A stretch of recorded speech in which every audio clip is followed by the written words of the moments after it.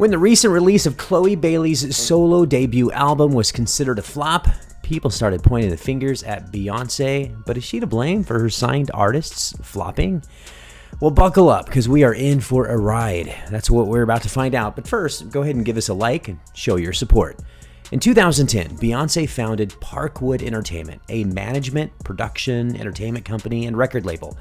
Parkwood Entertainment's first production was the musical biopic Cadillac Records, in which Beyonce starred and co-produced. After releasing her self-titled fifth studio album, Beyonce attended a private screening at the School of Visual Arts Theater in New York City. In front of her fans and the media, she spoke briefly about her choice to start Parkwood Entertainment, saying, "I started my own company when I decided I wanted to manage myself. It was important that I didn't go to some big management company. I felt like I wanted to follow the footsteps of Madonna and be a powerhouse and have my own empire and show other women when you get to this point in your career, you don't have to go sign with somebody else and share your money and your success. You do it for yourself." Parkwood Entertainment, Beyonce's production company, released her self-titled fifth visual album in December 2013, catching her fans and fellow performers off guard. The unexpected release prompted over 1.2 million tweets within just 12 hours, with fans expressing their hilarious, honest, and hysterical reactions. The album, hailed as Beyonce-geddon by The Guardian's Peter Robinson, went on to debut at number 1 on the US Billboard 200, making it Beyonce's fifth consecutive number 1 album in the US.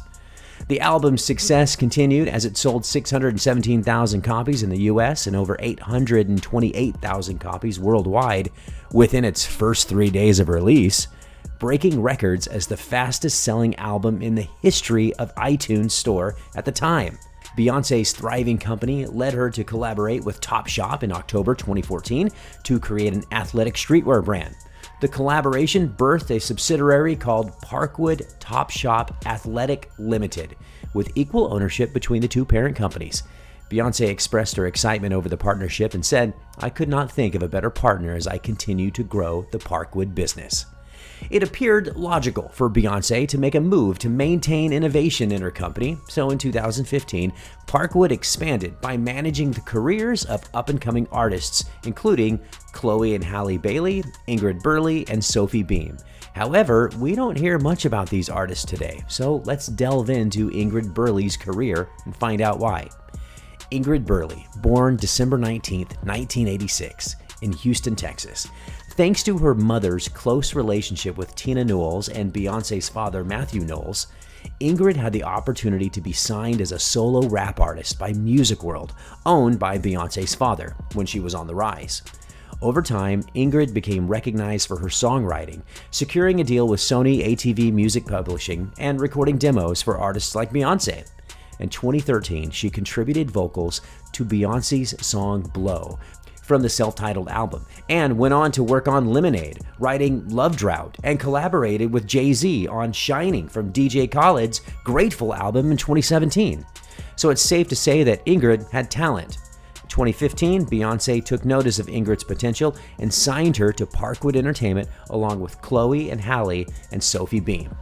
After a year, Ingrid was ready to release her debut EP titled Trill Feels under a record label. However, despite being available on YouTube, the EP didn't take off, with the most listened song having less than 20,000 views.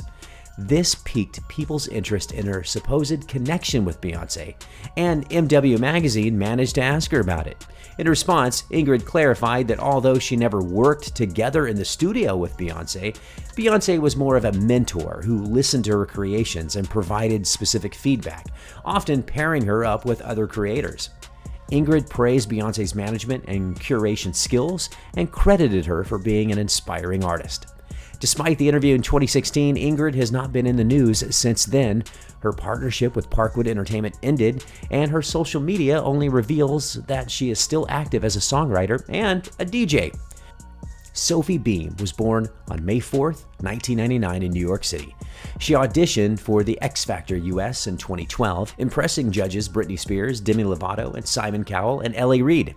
Later in 2016, she signed with Beyoncé's Parkwood Entertainment and released music that garnered more views than her peers, including a collaboration with rapper Fetty Wap. However, It seems she has since disappeared from Beyoncé's label.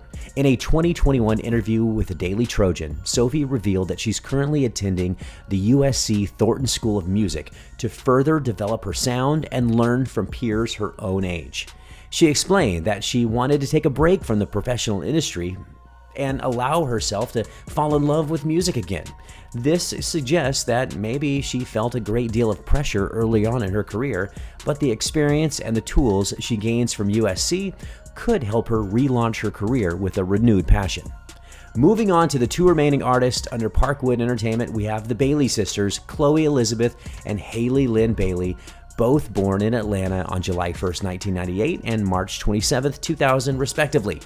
Prior to leaving their hometown of Mableton, Georgia for Los Angeles in 2012, they had taken on minor acting roles. At the ages of 13 and 11, respectively, the sisters launched a YouTube channel where they uploaded a cover of Beyoncé's Best Thing I Never Had.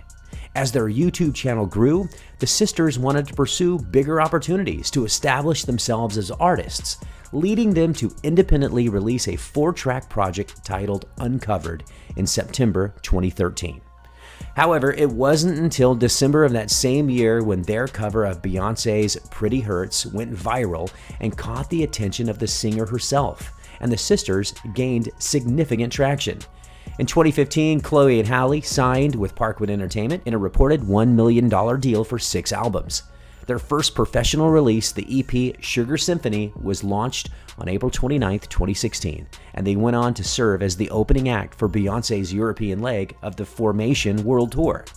While it can be argued that Beyoncé provided the sisters with exposure, the question remains whether she's done enough to support their careers. Well, only time will tell. The year 2018 proved to be a remarkable one for Chloe and Halle. On March 23rd, the duo released their debut studio album, The Kids Are Alright, to critical acclaim. They also had the opportunity to promote the album and perform on Jimmy Kimmel Live. Moreover, on May 31st of that year, they were announced as the opening act for Beyoncé and Jay-Z's On the Run 2 tour in the US, alongside DJ Khaled. Additionally, in December of the same year, Chloe and Halle were nominated for 2 Grammy Awards, including Best New Artist and Best Urban Contemporary Album. Notably, their performance of America the Beautiful at Super Bowl 53 received praise from their mentor Beyoncé and several news outlets. In July 2019, Halle Bailey landed an incredible role as Princess Ariel in Disney's live-action remake of The Little Mermaid, despite facing criticism from some people who objected to an African-American woman playing the part. However, Disney fully supported her. Meanwhile, Chloe's most significant project to date was the release of her solo debut album, In Pieces, on March 31st, 2023. Unfortunately, the album sold a meager 10,000 units, a surprising result given her association with Beyoncé's brand. One Twitter user wrote, "Not to be funny, but I really want to know what was the point of Beyoncé signing Chloe? Like, was it for a look? So that someone can be under her? I don't get it, because how do you let your artist drop an album and you don't support it, and now she's only sold 10,000? Another commented, "Chloe was better off remaining independent because Beyoncé is only paving the way for Blue and nobody else. Chloe will make it further when she realizes it's because she has it, but she can't overshine the heir to the throne." Chloe's fans are questioning why Beyoncé, with her immense influence, did not use it to promote Chloe's album, not even a single Instagram story. However, it's difficult to solely blame Beyoncé for the album's lack of success.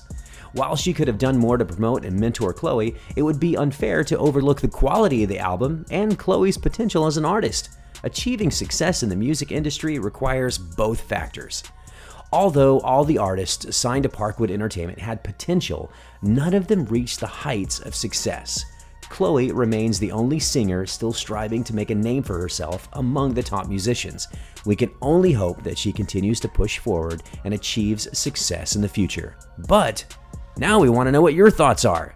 Do you think Beyoncé is the one to blame for the unsuccessful careers of her artists, or do you think it could be something else?